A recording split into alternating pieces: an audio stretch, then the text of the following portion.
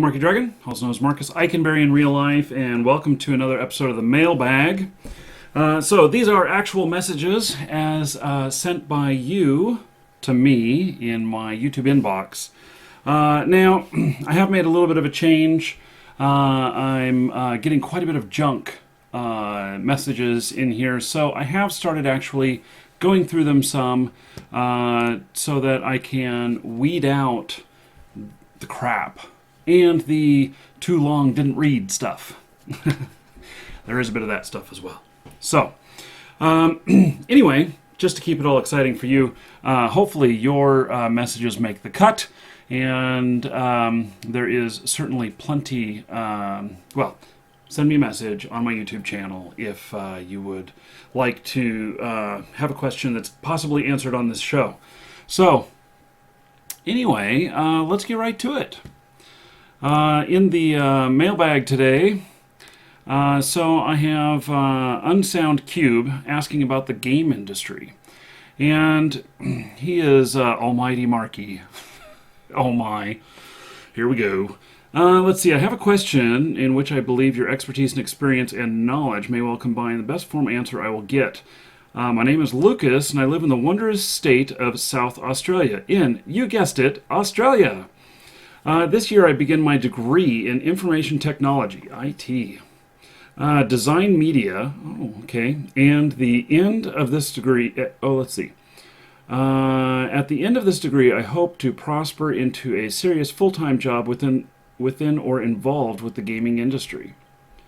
My big question is, however, do you believe I should begin to sprout into this industry once and if I complete my degree? In my limited experience, I've made the assumption that its best course would be to either be to apply for jobs within companies revolved around the technology, or more specifically software technology, and hope that would lead me into an opportunity that is presented within a bigger and better company. Until an opportunity is presented with a bigger and better company. Okay. Or whether I should create my own material, original ideas, concepts, release that into the public, and see whether I'm picked up or capable of sustaining a living off of my work. Oh, interesting question. So, should you actually take a job, or should you be independent? Well, that depends. Okay, so a couple of things. One is that I hope wherever it is you're going to school at for this, that you are actually in an area where there are video game development houses. And, you know, Australia is a pretty big place. Let's see, South Australia. Would that include Sydney? Or Melbourne? I don't remember my geography exactly there, but anyway, there are several video game development houses within Australia, and you know, so there's Epiphany Games, which a friend of mine is the CEO there, and they do a lot of little games, littler games, but they also do stuff that's behind the scenes for other game companies, that games that you may have played that you didn't even know that they were working on. And they do engine development and stuff like that. They have all kinds of stuff that they do, but that's one of the big things that they do. Then a game I've been playing recently, Path of Exile, actually is a Australian company as well. And so there may be some opportunity there for you. Now, what I would suggest is, if you're going to university, is this a 4-year degree? I don't know. But your summers should be an internship with video game companies, even if you have to fly and live someplace else for the summer. Internships are your best way at getting the experience that you're looking for that will help you make the decisions when you have graduated. And so that's very, very important. Those decisions, you know, it could be that you go out on your own. I do know some game developers who straight from college or straight from school, or maybe even dropped out of school when their project on the side became very, very popular. But they've done it on their own. And there's a lot of other people who went straight into the corporate environment of making games. Now, both are a very hard path. You know, you hear people talk about, wouldn't it be great to be able to make games and everything? I tell you what, those people work damn hard. And when you are self-employed, you work even harder. Yeah, you know, when you're self-employed and you go to like take a vacation or whatnot, if things are left undone or the project you could do more time with it or, you know, whatever, then it is a case of, you know, feeling this desire to always want to be working on it more. And so, anyway, it's something that you need to pay attention to with that. So overall, get what you can. If you're a superstar, you'll be picked up right away. Not everybody is a superstar. You know, maybe the top 5% get picked up right away by a game publisher straight out of college or university. And the rest, you know. I have another friend of mine who has been in the video game industry for a long time, but the video game industry is something that is, I'd almost want to call it migrant. And what I mean by that is that you float from place to place to place wherever the work is, like a migrant worker would do in farms. And so he sometimes was not able to get work at another game, and a few times took jobs, like one of them was programming an accounting software, and worked at that for a while until the right opportunity came back. But also, you don't want to just be, you know, when an employer is investing time and energy into an employee, they don't want them to be there for 2 or 3 months and then take off. Especially as a programmer, because some of your projects can take longer than that. And so they want you to hang around for a while. So if you are going to be out of the industry, you know, out of the video game industry and in a more traditional programming role, then think about that and keep that in mind about what kind of review they will give you if you are only there for 3 months, as opposed to, you know, committing to a year, or, you know, taking a position that is more of fixing code or something like that, something where you can, you know, you get in, you do your work and everything, and it may take you just a day or two per project. That may be much better. So, Lucas, I hope that answers your questions and helps you out on your path. So I know that, golly, I wish that I had, you know, advice like that when I was starting out. I can certainly tell you that. So, okay, let's see here. PS1 games. That's kind of old. So, oh, and he's shouting, "Hello, Markee. I'm Hernan Killinger from Argentina." You know, actually, I do understand English. You don't have to yell it. I just want to know, he knows how to use slang. He's using wanna. It's not a real word. I just want to know if you have any game for PS1 new sealed. I have a little collection, Crash 1, 2, 3, Final Fantasy Tactics, and a few mores. As in like s'mores, like cook them over the fire. Let's see here. No, I don't have... I do not have any PS1 games because I never had an original PlayStation. So, but I do have some other stuff back up in there. And so, anyway, you know, I don't know where to go with that. But thank you for the message. Torchlight 2. Let's see here. Torchlight 2. Have you tried playing Torchlight 2? What do you think?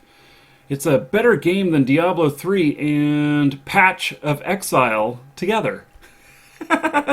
Path of Exile, not Patch of Exile. That would be the mini version of the game where you get to play just in a little area, just in a little patch of land. You're exiled to just that spot. It's like Survivor, when they had Exile Island, that it was a little island off of the big island. I'd prefer to play on the big island. I've not played the little island version. Oh, I'm just giving you a bad time. This is Mr. Shane. And so I have not tried Torchlight 2. Is that, I don't even know if that's been out for a while or not, but I can tell you that Diablo 3 did not hold my interest at all. I only played a couple of hours. It was just too much for me to bear. And Path of Exile. Now, I'm really digging that game. And it is being really, really good. And in fact, there's a lot more content to come on that. I have officially reached out to them, asking them if we can do some interviews with them and everything. If you have not tried Path of Exile, then I recommend it. I really do. So, yeah. Great game. And it's free! Oh my god.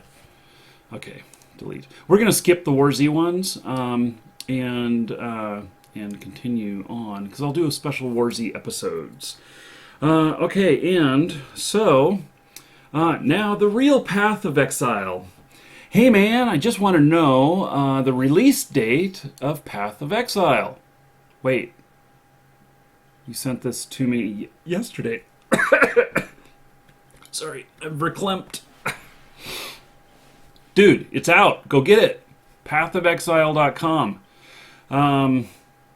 So, there you go. Okay. Now, I'm seeing the chat room here, and a couple of things. One is, I quit War Z, too many hackers. No kidding. You know, I haven't played in a little while. I'm waiting for some more stuff to go in before I start playing again, even though I love War Z. And Cajun Master Jedi, are those swords behind you the mod names? Would you like to see the swords closer up? You know, I can grab one of them. And let's see here. This one here is Frostmourne. It's got the pretty pink beads. Yes, so now Frostmourne here. Oh, it's very heavy. And so this is a very heavy sword. It's about 16 pounds. Can you see the tip of it there? I got to make sure and not get too close to the camera. I wouldn't want to accidentally mess up the lens. That's probably the most expensive part of the camera. So this right here, it is the real sword for Wrath of the Lich King, and it is what we're giving away at 42,500 subscribers. I was looking just the other day, and we are right next to the next drawing. And the next drawing is for another great EVE Online photograph that can be framed. And when I say photograph, I really mean it's printed on Kodak paper. It's really big. It looks absolutely gorgeous. So we shall be doing that soon. Okay, well, so in fact, speaking of the swords, I'm going to exit out here. This is the end of this particular episode. But if you're watching on Twitch, hang on, don't go anywhere. We're going to film more.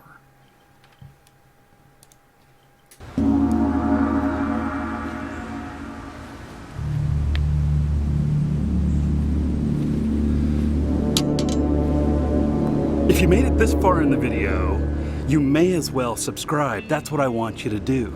You obviously liked it well enough to watch it this far. So look at this. This is Frostmourne. This is a Runes Magic Sword. This Runes Magic Sword is one that we're giving away as second prize to one of you subscribers just for being subscribed. That's all you have to do. Subscribe and accept our messages or watch our videos where we draw for prizes. So this one is it's a really nice sword. It's signed by some of the American staff for Runes of Magic. And then there's the big boy here. I got it on my shoulder because it's so darn heavy. You know, the sucker is 16 pounds. Look at this. So, it's a two-handed sword here, man. This is a beautiful sword. And we're giving this away when we hit 42,500 subscribers. It could be you. So, just subscribe, that's all you have to do. We'll do videos selecting the winners, and we'll send you a message in YouTube as long as you accept it. Just make sure you accept messages from us. To do that, put us on your contact list. And you just add Markee Dragon to your contact list, and then you'll be able to get messages from us, and you'll have 30 days to get back to us when we send you a message. Or, if we can't message you, you'll just be on video, and you just gotta watch the video and then contact us. So, anyway, if you made it this far, you really should subscribe, and I would appreciate it. So, anyway, that's all.